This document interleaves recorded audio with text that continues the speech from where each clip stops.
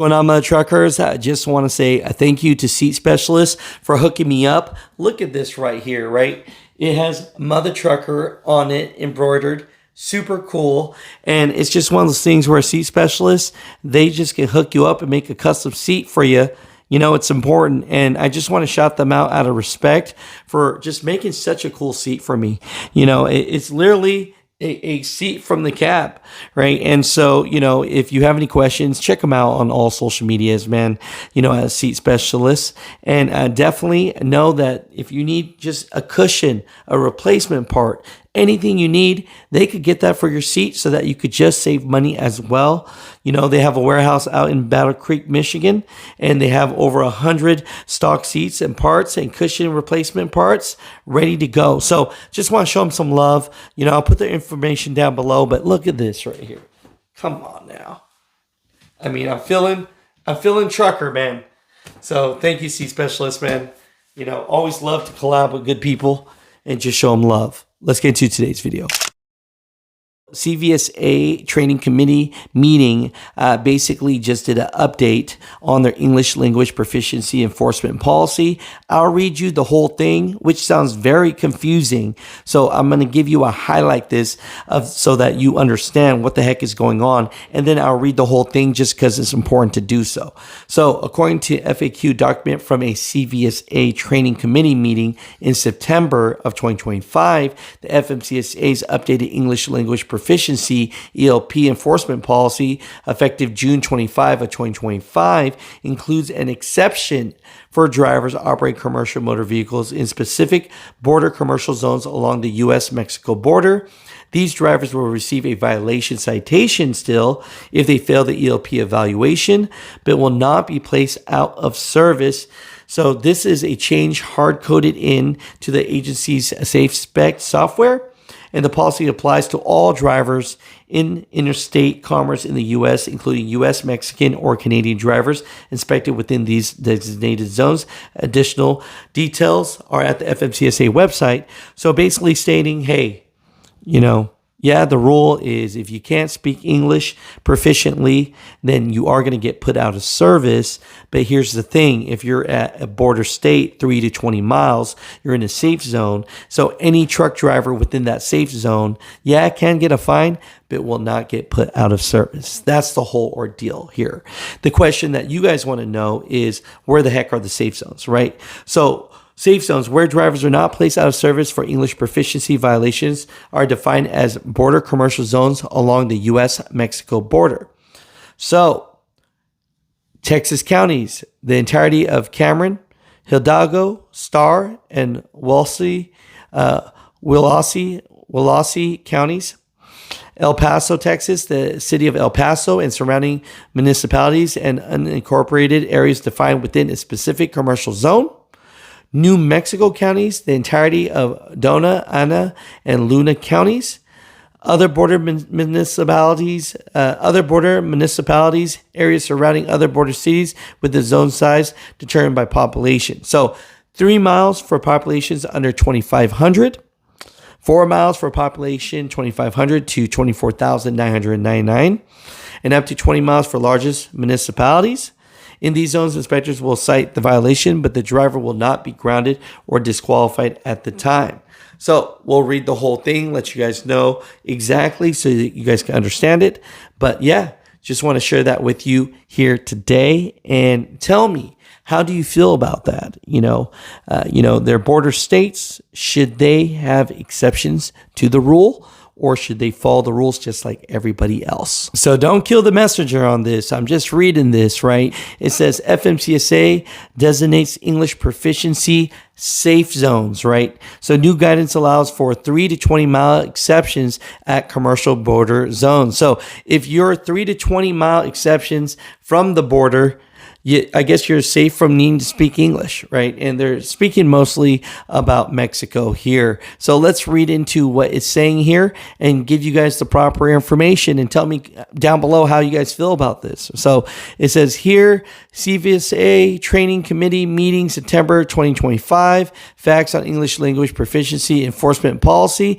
And this is the update as of February 3rd. Okay, so it states here, Question 1, the guidance includes an exception in the applicability section for drivers operating commercial motor vehicles in border commercial zones along the U.S.-Mexico border. The guidance directs inspectors to cite the violation but not place the driver out of service. CVSA is seeking clarification regarding question A, who the exception applies to. So, answer for 1A, FMCSA internal agency enforcement policy applies to all drivers operating a CMV in interstate commerce in the United States. The exception in the enforcement policy applies to those drivers inspected while operating a CMV in the border commercial zones along the U.S.-Mexico border.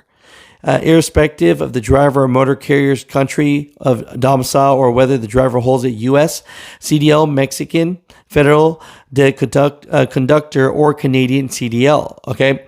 Question 1B. If a driver with a valid U.S. CDL operating for a U.S. domicile company is stopped in a commercial zone along the U.S.-Mexico border and fails the ELP evaluation, should they be placed out of service? That's a good question, right? Answer 1B, no. When performing inspections of drivers operating commercial motor vehicles in the border commercial zones along the U.S. and Mexico border, enforcement personnel should cite non-compliant drivers for the violation, but should refrain from placing the driver out of service or initiating an action to disqualify the driver. So again, I guess if you're on this Mexico border from 3 to 20 miles, you're in the safe zone and you fail the English proficiency, yeah, they're going to give you a little, a little tap on the shoulder, right? A little hit on the hand, but nothing's going to happen to you. Okay. Next one, question 1C. Please define border commercial zones along the U.S.-Mexico border for clarity. Answer for 1C. Commercial zones are defined in 49 CFR Part 372, Subpart B. In general, the size of the commercial zones for border municipalities are based on the size of the population of the municipality. It says C 49 CFR and 372.241. The size ranges from 3 to 20 miles like we spoke about. So in addition to Cameron, Hidalgo, Starr, and Walsey counties, Texas, the city of El Paso, Texas, and the New Mexico commercial zones are all considered border commercial zones along the U.S.-Mexico border, right? We know that. So, question number 2. Direction from FMCSA indicates that if a driver fails the first portion of the evaluation, the inspector should not proceed to signed portion. As a result, CVSA believes a driver can only fail one portion of the evaluation. No driver should be cited for failing both portions, and only one out-of-service condition exists. However, subsequent materials from FMCSA seem to indicate that a driver could fail either or both portions of the evaluation. Can FMCSA please confirm which is correct, right? And for people, the CVSA having to pull people over, this is very confusing to them. For answer number 2, FMCSA's internal agency enforcement policy states if a commercial motor vehicle CMV driver does not successfully complete step 1 of the procedure, driver interview that is, there's no need to perform step 2, highway traffic sign recognition assessment. And that makes sense, right? If you're failing the first part, you don't have to go to the second. And I saw a lot of videos where they're doing that, right? A driver fails the first part of the interview, so now that you want to show them signs. No, if you can't pass the first part, boom, you can stop, right? FMCSA enforcement personnel have been trained to skip step 2 of ELP assessment procedure if the CMV driver does not successfully complete step 1. They have also been trained to cite non-compliant drivers in accordance with the enforcement policy. Question number 3. Has FMCSA implemented hard coding to ensure that all violations of 49 CFR are out of service violations with the exception of exempted for drivers operating commercial motor vehicles in the border commercial zones along the U.S.-Mexico border? If not, does the agency intend to do so? Right? So, answer to 3, yes, the 3 violation codes were implemented in SafeSpec on June 25 of 2025. SafeSpec does not allow enforcement personnel to alter the out-of-service designation of the 3 violation codes associated with 49 CFR 391.11, 391.11 B2Q, and 391.11 B2S, and 391.1 B2Z.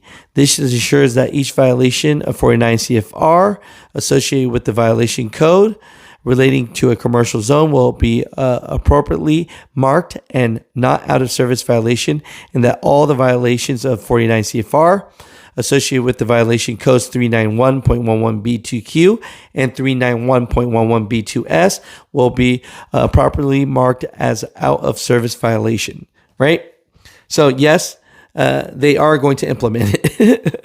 Question 4, please clarify the meaning, intent of the language on page 5 of guidance that reads, when warranted, initiating action to disqualify the driver from operating commercial motor vehicles in interstate commerce. So answer to 4, this phrase refers to an FMCSA process for initiating driver qualification proceedings in accordance with 49 CFR and 386.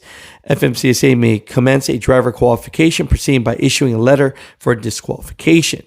This process may not be applicable to other enforcement agencies. FMCSA recommends any other enforcement agencies consult with legal counsel and applicability of this process for their use. So there you have it, right? A whole bunch of stuff here. But overall, the big part about this is, hey, they're making the decision.